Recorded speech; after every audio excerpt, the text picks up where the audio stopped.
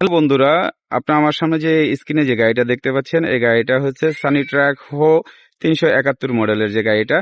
আজকে আমি এই গাড়িটার কিছু বিষয় আপনাদের মাঝে ভিডিও আকারে তুলে ধরবো, যা আপনারা দেখে কিছুটা শিখতে পারেন। আমাকে অনেকেই প্রশ্ন করেন যে ভাই গাড়ির বিষয়ে কিছু ভিডিও দেন, তো আমি এই বিষয় নিয়ে আজকে ভিডিও দেব। তো এই গাড়িটা ড্রাইভ করতেছেন এই যে ওস্তাদ। আজকে আমরা ওস্তাদের সাথে কথা বলবো এবং এই গাড়ির পুরা ছোটখাটো খুঁটিনাটি যে বিষয়গুলো আছে, যারা নতুন ইন্টারভিউ দেওয়ার ক্ষেত্রে যে কাজে লাগবে। তো আমার অনেক ড্রাইভার ভাইয়েরাই আছেন যে বড় গাড়ির খুঁটিনাটি বিষয়ে জানতে চান, ইউটিউবে গুগলে অনেক ভিডিওই পান না, কিন্তু আমি আপনাদের জন্য আবারও নতুন করে ভিডিও নিয়ে আসতেছি। তো ভিডিওটা শুরু করা যাক। আমরা আগে শাহেদ ভাইয়ের সাথে পরিচয় করে নিই। আসসালামু আলাইকুম উস্তাদ। আসসালাম।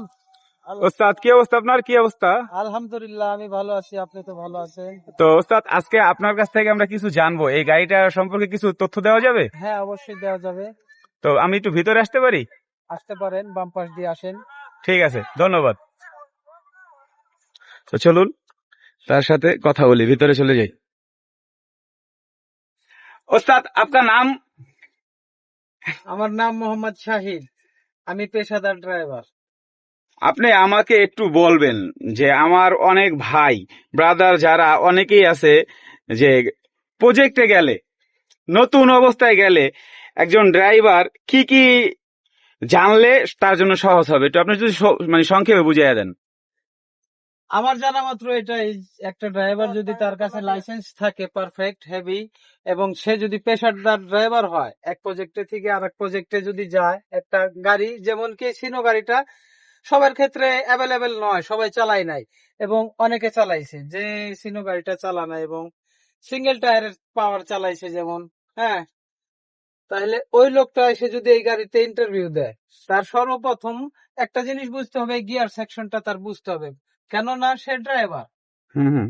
তাকে যদি গিয়ার সেকশনটা এবং পিটি বুঝাই দিই, তাহলে গাড়িটা সে সোজা যায়, ব্যাকে আসা লাগবে, একটু কি ইন্টারভিউ হয়, হয়তো একটু জিগজাগ করতে হয়, এটাই, এছাড়া আর কিছু না। আচ্ছা, চাইনিজ প্রজেক্টের ইন্টারভিউ গুলো কি কি হয় বেশিরভাগ? আপনি তো অনেকটা চাইনিজ প্রজেক্ট করছেন বা আপনি জানেন।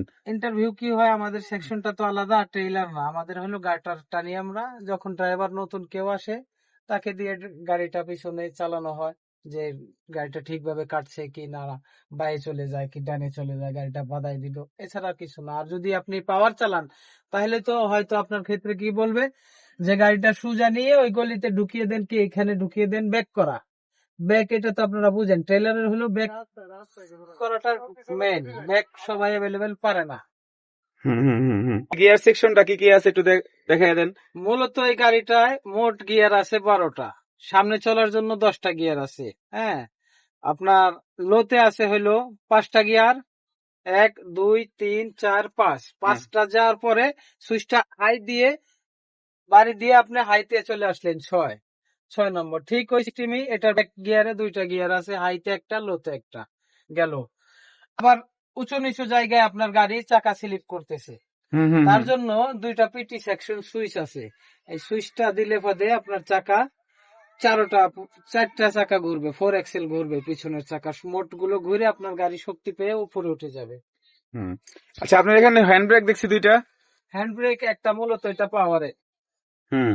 আর এটা যখন আমরা লো বেড এবং হাই বেড লাগিয়ে চলি, ব্রেক অনেক সময় কম হয়ে যায়, এর ক্ষেত্রে আমার পায়ের ব্রেক কাজ করবে, কিন্তু এটা আমার হাত দিয়ে কাজ করানো লাগবে। যতটুকু প্রয়োজন ততটুকু ব্রেক আমি ট্রলিকে আমি দিতে পারবো, আমার কন্ট্রোলে নিতে পারবো।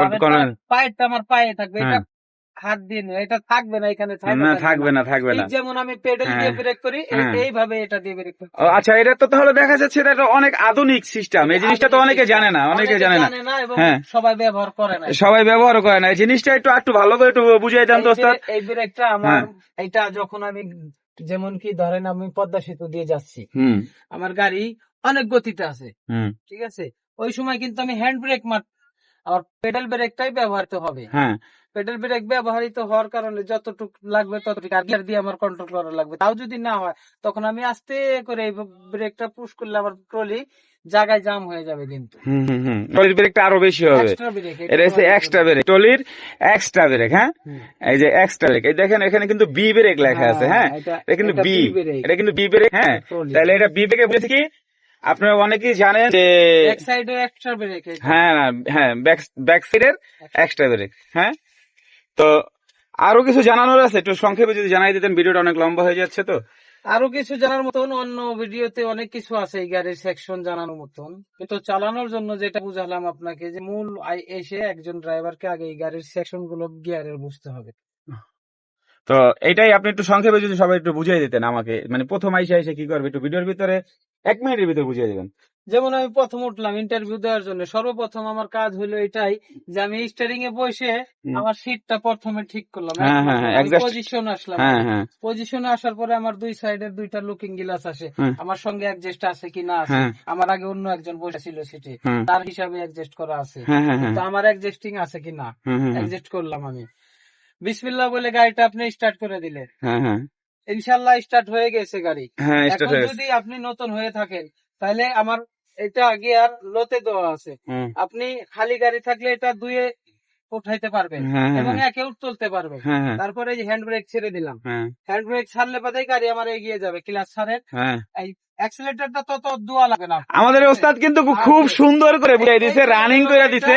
এই গাড়িটা চলে গেল, এখন আপনাকে বললো যে আপনি এই গাড়িটা এই গলিতে নিবেন, হ্যাঁ তাহলে আপনি কিভাবে নেবেন? তাহলে আপনি বামে চলে গেলেন, আগে বামে যায় আপনার পাঁচলাটা ওই গলির মাথামাতি বরাবর করবেন, করে ওই আপনার পাওয়ারটা চলে যাবে ওই সামনের দিকে। সামনের দিকে গেলে গাড়িটা ব্যাকে ঢুকিয়ে দিবে, তাহলে মনে হয় যে আশা করা যায় আপনি ইন্টারভিউ টিকে যাবে আপনার। যেমন আমি আপনাকে দেখিয়ে দিচ্ছি, এই গাড়িটা ওই 5 লাখ ওই দিকে ঢুকিয়ে দেবে। যেমন আমি যদি গাড়িটা ওই দিকে ঢুকাই বাম দিকে, এই দেখেন আমার মাথাটা কোথায় চলে আসলো। হ্যাঁ, মাথাটা আপনার ডানে চলে গেছে।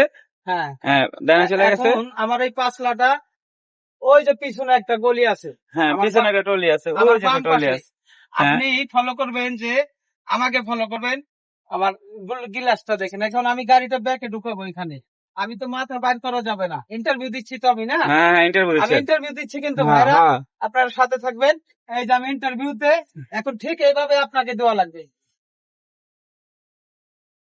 এই গাড়িটা। আচ্ছা, ওই যে পিছনে একটা গলি আছে, দেখতে পারেন কিনা জানি না।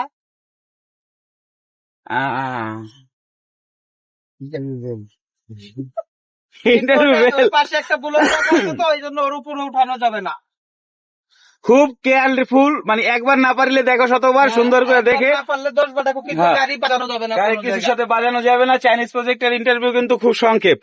হ্যাঁ, খুব সেনসিটিভ। খুব সেনসিটিভ আর সংক্ষেপ। আচ্ছা ওস্তাদ ওস্তাদ থাক, এত সুন্দর করে আপনার দেখান লাগবে না, আপনি অনেক সুন্দর করে দেখাইছেন। পিছনটা পিছনটা না দেখাই। হ্যাঁ, তো অসংখ্য অসংখ্য ধন্যবাদ আপনাকে আমাদের তরফ থেকে, এবং আমার যত ড্রাইভার ভাইরা এই ভিডিওটা দেখবেন। হ্যাঁ, তো ওস্তাদের জন্য আপনারা কমেন্টে অবশ্যই জানাবেন কেমন করে বুঝাই দিল। সিঙ্গেল ম্যানটা পিছে সঠিক সিঙ্গেল দিতে পারে না, বুঝলেন? সঠিক সিঙ্গেলের কারণে অনেক সময় ড্রাইভাররা ভুল করে যায়, কারণ ড্রাইভার এই বড় গাড়ির ড্রাইভার কিন্তু অনেক সময় হেল্পারের সিঙ্গেলের আশায় বসে থাকে যে ও আমাকে কোন সিঙ্গেলটা দিবার, কোথায় আমি যাব। এই যে গাড়িটা পিছনে ঢুকাই দিল, এই যে 5 লাখ ঢুকাই দিছে। হ্যাঁ, হ্যাঁ, ইন্টারভিউতে আপনি পাস ওস্তাদ, আপনি পাস। আমি বলতে পারি না আমি পাস কি হ্যাঁ ফেল। আপনি পাস। পাস না হলে তো কোম্পানি আমাকে রাখতো না ও, বেতন দিয়ে। ওরে বাবা 10